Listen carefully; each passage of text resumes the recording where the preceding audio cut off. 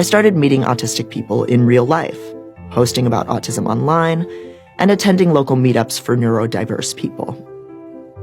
I found out there were thousands of autistics just like me, who discovered their disability in adulthood after years of confused self-loathing.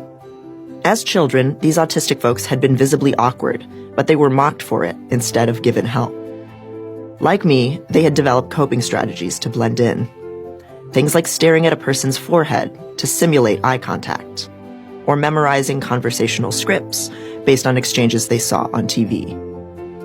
Many of these stealthily autistic people fell back on their intellect or other talents to gain acceptance.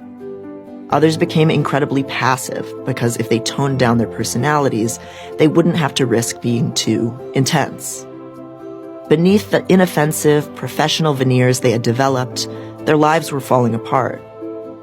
Many of them suffered from self-harm, eating disorders, and alcoholism. They were trapped in abusive or unfulfilling relationships, with no clue how to feel seen and appreciated. Nearly all of them were depressed, haunted by a profound sense of emptiness. Their entire lives had been shaped by mistrust in themselves, hatred of their bodies, and fear of their desires. I noticed that there were clear patterns in which kinds of autistic people succumbed to this kind of fate.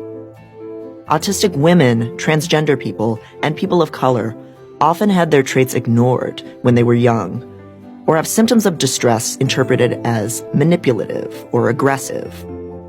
So did autistic people who grew up in poverty without access to mental health resources.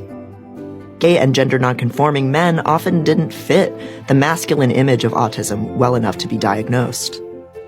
Older autistics never had the opportunity to be assessed because knowledge about the disability was so limited during their childhoods.